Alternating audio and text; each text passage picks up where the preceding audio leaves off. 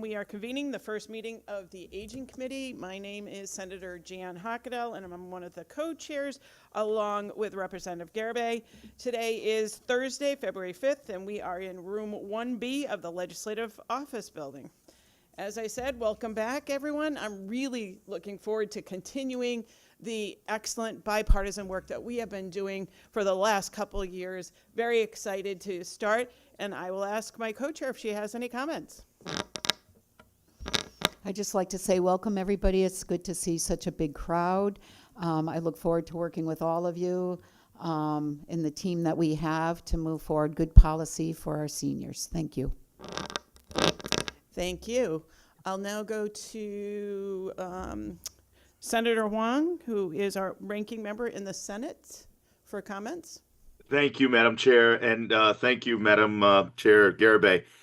Look, this is a great committee. It's collaborative, it's solution-driven. Our goals are very noble to represent the senior population, and I'm eager to get started. And I do want to send my compliments and appreciation to the good chairwomen of this committee. They have been a delight to work with, and I look forward to continuing that positive dialogue and solution-driven type of policy making. So thank you very much, and it's great to see the crowd that's out there as well. The engagement is there. But thank you to my good chairs. Thank you, Senator. And I will turn it over to the House ranking member, Rep. Belinsky. Thank you, Madam Chair. I'm going to start with the wow that we just got from Chair Rep. Garibay. Wow, what an incredible crowd on our first meeting of the year. And I think it's a reflection of just exactly the kind of work that's done in this committee. And as the Senator Wong pointed out, none of it would be possible without the incredibly wonderful chairs that we sit with. I won't get too mushy on it, but I appreciate them very, very much, and I'm so incredibly excited to get back to the business of the people and passing good legislation for our seniors and soon-to-be seniors in what I believe is the most nonpartisan committee in the legislature. We are on a hot streak. We pass incredibly important bills. And we've done it for 5 years straight. So thank you, everybody on this team, because it's just a pleasure coming to work here. Thank you. And I'll just say, is there any other members of the committee that wanted to make any remarks? Seeing none, they want to get down to business. Oops, I'm sorry. I just wanted to thank you for your service. You will be missed. I mean that. Thank you so much. And just to echo Mitch's words, it really is my best committee to come to. Thank you. Thank you. All right, we are going to move on to item 3 on our agenda today. We have 11 concepts to be raised. The first one is an act for the use of technology for virtual visitation and monitoring in nursing homes and residential care homes. The second is an act concerning excluding spousal income from certain rent, fee, and cost-sharing calculations related to home and community-based services. The next one is an act requiring fear of retaliation training for persons providing assisted living services in managed residential communities. The next is an act requiring training for homemaker companion agency employees. The next is an act concerning a study of long-term care needs. 6 is an act concerning a study of the needs of senior citizens. 7 is an act concerning the Department of Aging and Disability Services recommendations regarding municipal agents for aging. 8 is an act restricting private equity ownership of nursing homes.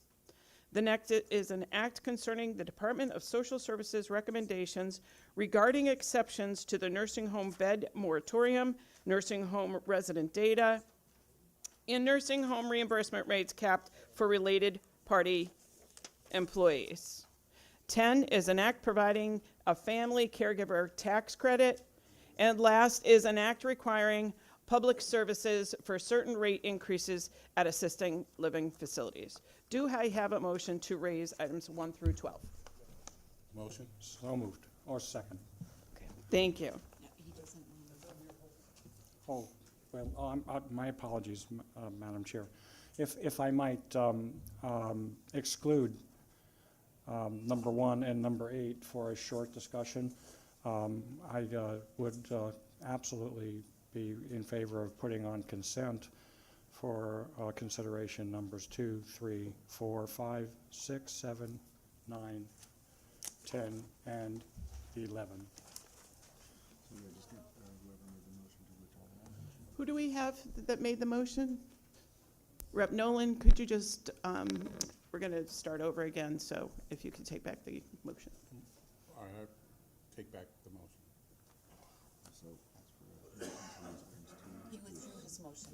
Withdraw. Okay, and I withdraw my second. Thank you. Thank you. 2 through 7. Okay. Is there a motion to raise items 2 through 7 and 9 through 11? So moved. And second, yeah. Thank you.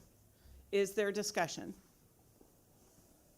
Seeing none and no further discussion? Oh, I'm sorry, did you want to make a comment? Absolutely, go ahead.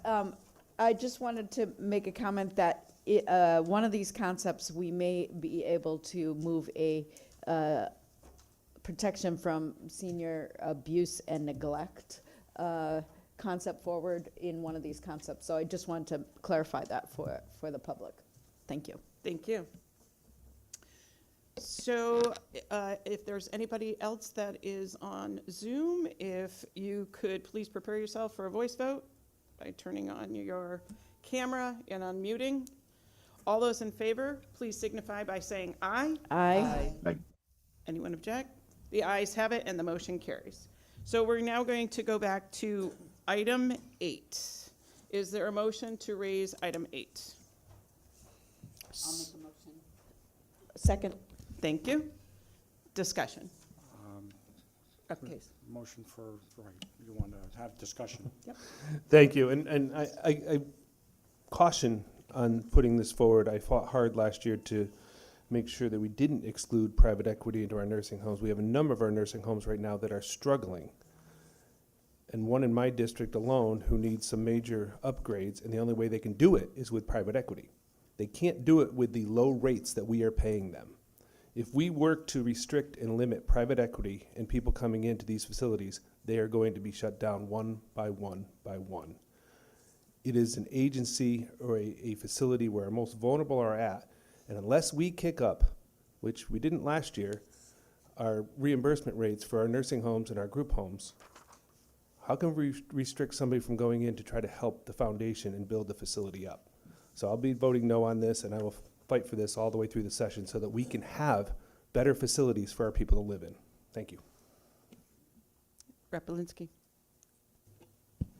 I echo the concerns, and what I would like to see Madam's Chair is to have this conversation not just be about restricting ownership necessarily by category, but instead, how exactly do we deal with the oversight issue? I believe if we had a little bit more of an effective field system to be proactive rather than reactive to emergencies, which we have frequently, we would solve the problem without rep cases and my concerns about literally banning the saving of nursing homes, because that's what's necessarily happening. Now, they're not always saved by the best companies or people. We've seen that with Prospect when it comes to hospitals. Oh boy, did we see it. So I would like to expand the conversation, and that's all I have to say. Thank you, Madam Chair. Thank you, Madam Chair, and to my colleagues' comments, I just wanted to add that Michael and I have lived through Prospect Medical and so forth. So we're generalizing across the whole population of private equity people. If we can find better ways to maybe do the due diligence needed and keep them in the loop. Thank you. Yeah.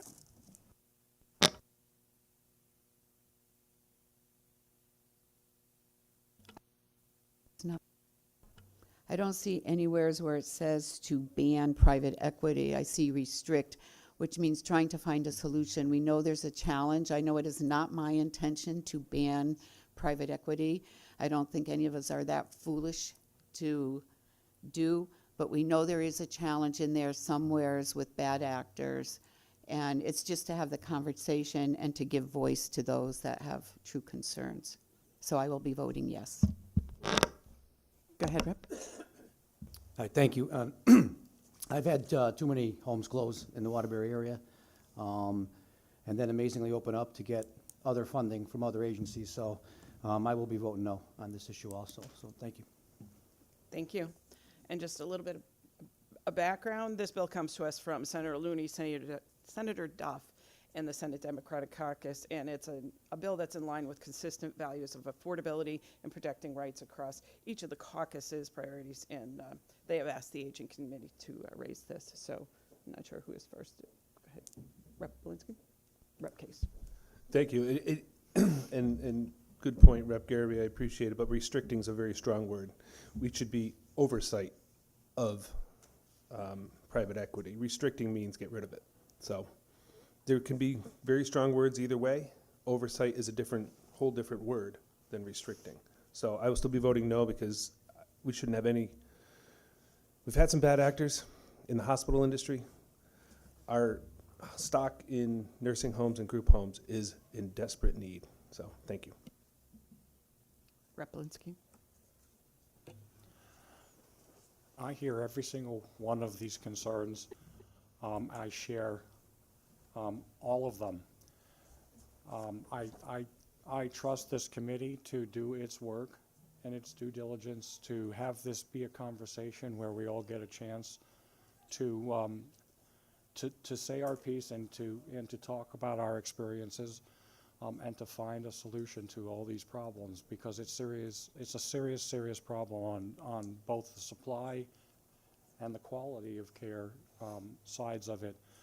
Since we are raising concepts today, I want that conversation to occur, so I'm going to be voting yes. Please don't misinterpret my vote as any dismissal of your concerns. I share every single one of them. Thank you, Madam Chair.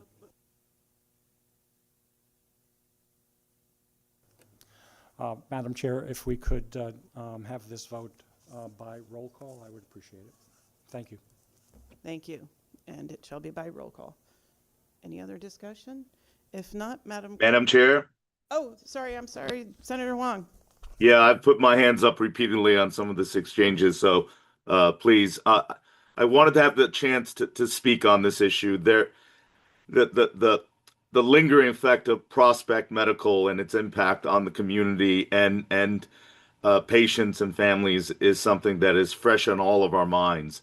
But as Representative Case articulated, that we can't put all the actors into one batch, and I think the key words are restrict versus oversight. And as we have approved numerous of our bills by a voice vote, as a reflection of what I've said earlier about the collaborativeness and the trust and the relationship that we have with the chairs, I would hope that for me, out of respect to Senator Looney, in this being a priority bill and understanding the impact of private equity in healthcare and its devastating impact when bad actors go unchecked. I know it's an important issue we need to raise, but I will trust that the leadership working group will work on a bill as this work in progress to address the concerns of all impacted shareholders with the utmost priority toward patient care and families that want their loved ones to be cared for in a secure setting without any unsettling changes that had occurred with what Prospect did to many of the people in the community. I'm going to be voting yes on this, but I would ask that we will have a vigorous public hearing and that we will review the process. But it goes back to that, as I shared earlier in this conversation in complimenting my chairs, is this is a great working group that addresses the issues with a common goal, and that is to provide the best quality of life for the seniors with dignity and respect, and ensuring that we provide that as a state entity, but also ensuring that the marketplace is able to operate as well. So I'll be voting yes with a reservation that this continues to be a work in progress and that we'll have a vigorous debate and informational gathering to make the best possible decision moving forward. Thank you, Senator. Rep. Nolan? I just want to share that this is a good example of how we work together in this committee. I can't share any other good example because we're listening to both sides, and also we hear what one another are saying. And so I'm going to be a yes vote because I know that this is a concept, and I know that work has to be put into it. So I want to thank my colleagues for sharing their concerns and thank the chairs for listening, because this is why we're such a great committee, because we do open our ears to one another. Though we may disagree on some things, we still listen, and this is the best opportunity for people to see how we're working together. So I want to thank everybody, and I look forward to having further discussion. Thank you, Rep. Nolan. I couldn't have said it better, so I think if there's no other further discussion, I'm going to ask Madam Clerk to do a roll call vote, please. This is a roll call vote for item number 8. Senator Hockedal, how do you vote? Senator Hockedal votes yes. Representative Garibay, how do you vote? Garibay votes yes. Senator Miller? Abstain. Right. Representative Fortier, how do you vote? Rep. Fortier votes yes. Senator Wong, how do you vote? Senator Huang votes yes. Okay. Representative Belinsky, how do you vote? Representative Belinsky votes yay. Okay. Representative Case, how do you vote? No. Representative DeViancarlo? No, as it's written right now. No? Okay. Representative Hughes, how do you vote? Representative Hughes votes yes. Senator Maroney? Senator Marks? Representative Pizzuto? No is written, thank you. Representative Napoli? And Representative Nolan, how do you vote? Nolan in the affirmative. Affirmative. Thank you for your votes. Thank you, and we will be leaving the votes open until noon or when the House goes in session, whichever comes first. And now I'm going to go back to number 1, which was an act concerning the use of technology for virtual visitation and monitoring in nursing homes and residential care homes. Is there a motion? So moved. Second. Thank you. Discussion. Yes, Rep. Case. Thank you. As long as I've been here 14 years, this has come up. We haven't had any technology that proves that any videoing or monitoring in these facilities is safe. I did want this with my brother in a group home, but you can't protect the video from getting out there. It's a HIPAA issue. It's an issue with technology. I guess I will move forward to hear it, but it's a technical thing that we can't do. And once you are monitoring somebody who's in patient care, it's a conflict. If it was just a family member talking and seeing what's going on, we can work with it. But they cannot secure that video feed that it won't get out to the public. If there's abuse problems, I understand that. But somebody can take these videos and run with it. We don't need to protect the agencies for things that go on inside their buildings, but we need to protect the residents. If the resident has a shared room, that second person might not want the video in there. And that video isn't secured, that it's just going to be on that one patient. So we need to be very serious on how we look at this and want to move forward on it. We can have the discussion. I'm just saying, 14 years, we've had it every year. We just can't prove that those are safe videos and monitoring. Thank you.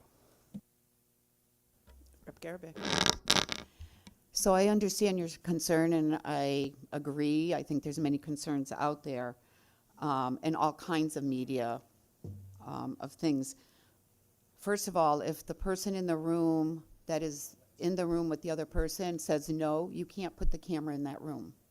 So that's already a protection. If you say no, they cannot have a camera. I just have someone that changed roommates after 2 years of wanting a camera. The new roommate said yes, and they now have a camera. But I also look at the good of the camera. When I have personally seen the videos, where they swing the Hoyer lift. The person falls to the floor, it falls on top of them. They leave them there for 5 minutes, blaming each other, blaming him. The poor man, wasn't moving. So we have these situations, and there are many. I'm not going to go in. You all know. There are many, many situations where things are caught on camera that then help us, because many of the elderly do not have a voice. They're not able to communicate. And as someone having had a loved one in a nursing home, the camera was a gift to just be able to check and to make sure that the care was okay. So I will be a definite yes. Rep. Nolan. I have constituents on both sides of this.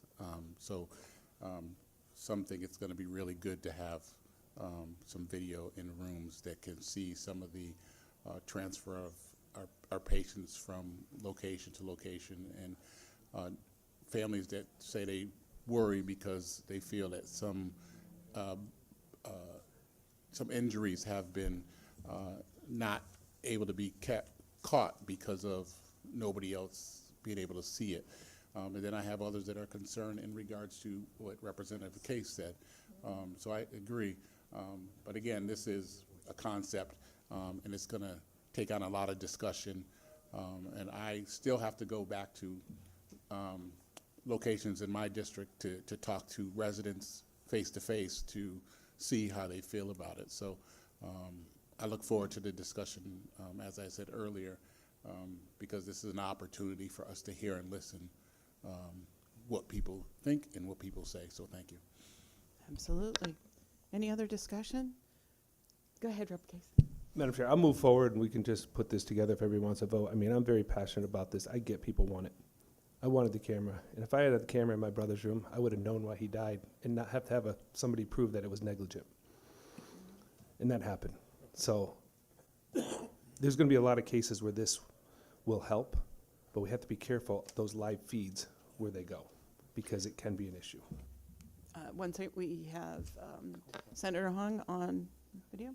Thank you very much. And I know it's always important to have a personal perspective, and I think Representative Case has been very effective through his many years on this committee to offer a shared experience, which is greatly valued. I also know from our care, our family's care of loved ones, if we could be there 24/7 to ensure that they are getting the best care and loving care, then we could solve that. That would be great, and that's why we always advocated at home healthcare and advocacy. But in this case, I think it's really important for us to explore this, because what we have learned from COVID and the separation and the isolation and the lack of contact that we have, it has driven this where we can maximize using technology to be able to have that connectedness. Because I think one of the most important things for loved ones is to ensure that our loved ones are not isolated, that we have transparency in regards to the quality of care, and that the safety and concerns are equal to what we would give as a loved one. So that gives the advantage of that monitoring and that kind of constant contact. I can't tell you how much FaceTime using Apple technology has facilitated that kind of human connection that impacts many of our seniors in isolation. But I also hear the real concerns about technology and privacy guidelines that run amok, and that the invasion of that privacy.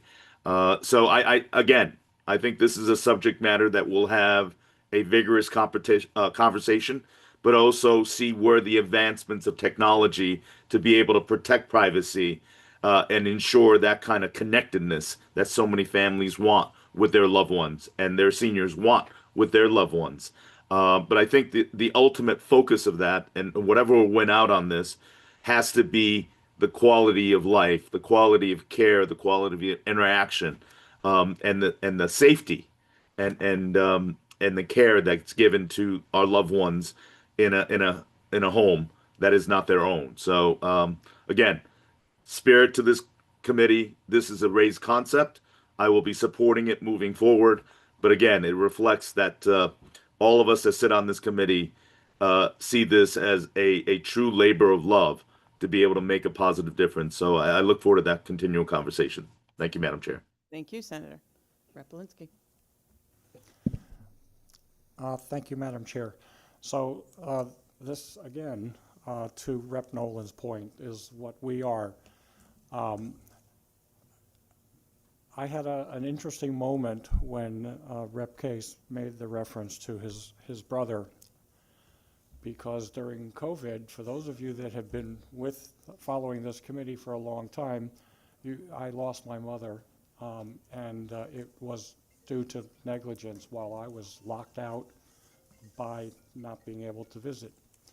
So this is a really important conversation, and I'm very happy that we're going to have it. And on behalf of my colleagues here, we want to have the conversation. We will all be voting yes, so it's probably okay, if it's okay with our other members, to just do a voice vote. Sounds great. Thank you very much. So, Senator Wong, if you could unmute yourself. I know your camera is on. Seeing no further discussion, all those in favor say aye. Aye. Aye. Opposed? The motion carries. Thank you. So our next meeting will be Tuesday, February 10th for screening, and Tuesday, February 17th is our next committee meeting. Time and dates will be sent out shortly. And before we stand in recess, I would like to acknowledge and thank a great number of staff that work really hard and make this committee look good.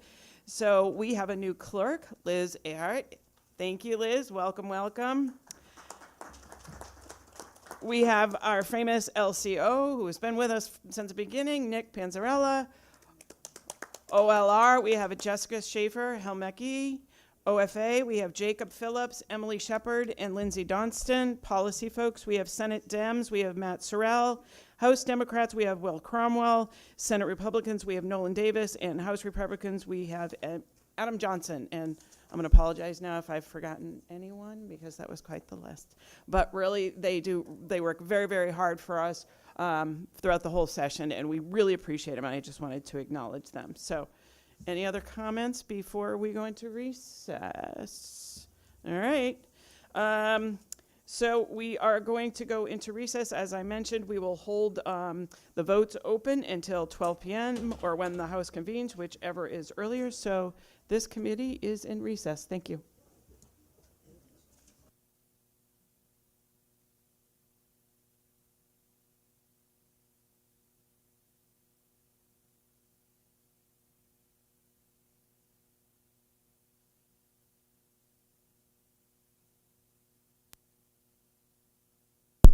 Teacher's name is Miss Capola, so it's just in my head. No worries. Napoli. Got it. Also.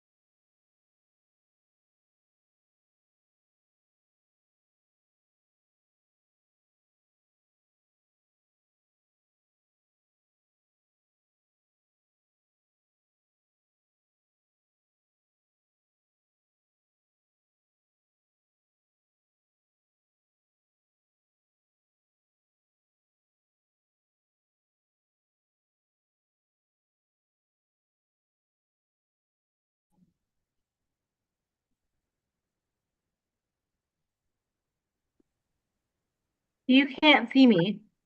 Hi. Hang on, hang on. Where am I? I'm here. Hi.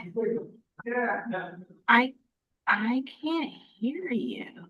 Oh, Turn up volume. Okay, hang on. My computer is being weird. I need to go stop down. okay. See? Oh, what is this?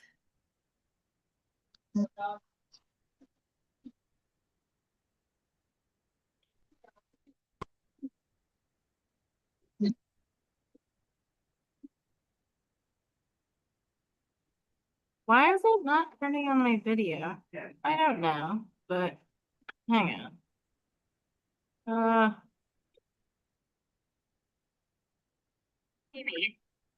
Can you hear me? I can hear you. Can you hear me? My computer is being really funny. I talked to Bridget. My computer is being weird. I need to go talk to her. See? Oh, what is that?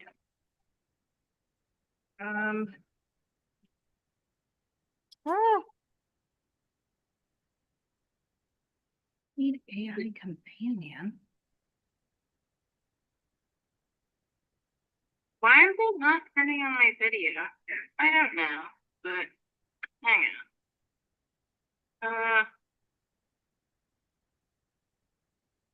Can you hear me? I can hear you. Yes. Everything is so delayed. My computer is being really funny. I talked to Bridget. My computer is being weird. I need to go talk to her. See? What is that?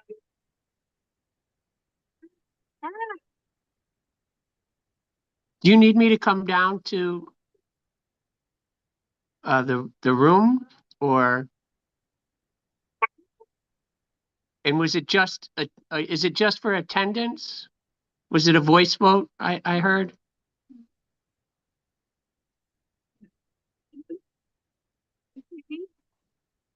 Can hear you. Yes. Everything is so delayed. My computer is being really funny. I talked to Bridget. My computer is being weird. This bill gives me some concerns about creating registries and lists for the government to oversee people's due process and things like that. Is there anything restricting people from looking up people's backgrounds now? Like if they have a criminal history? To be honest, I don't know what an average person would do to look up that. The only types I've ever seen is through your local police department, background checks, etc. There may be a way to do that, but I do not know that answer. Okay. Again, I have concerns about this bill, and I think sometimes people get on a list falsely, and it's very difficult to get off those lists sometimes. I certainly understand the thought process behind this. I know there was another bill, 5779, we're talking about a study for penalties on it. I certainly might in favor of stricter penalties for those who do abuse seniors. But to create a list, I have grave concerns about that. I will be voting for this, but thank you. Okay, thank you for your concerns. Representative Hughes? Yeah, I can't believe I'm echoing the concerns of my colleague, Representative Vale. But I am concerned that this proposal was not made inclusive of the Financial Crimes Unit, law enforcement, and the Attorney General's Elder Justice Helpline that has been bombarded with complaints of financial crimes against elderly. And I think there's a better way to go to, including increasing penalties and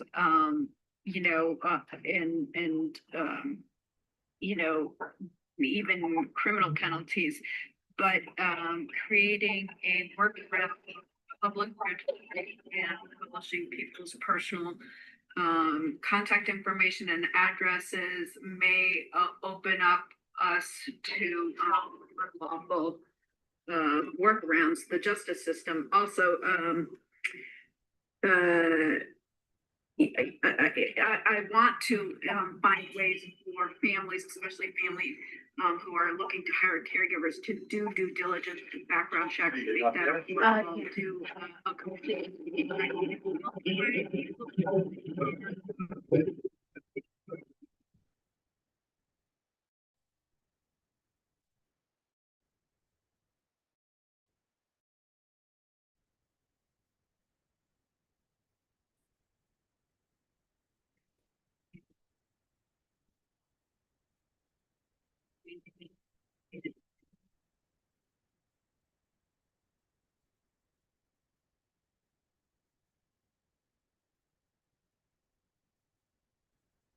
Use rep or.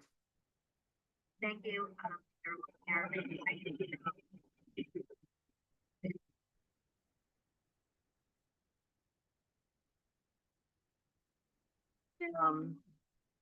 My question is.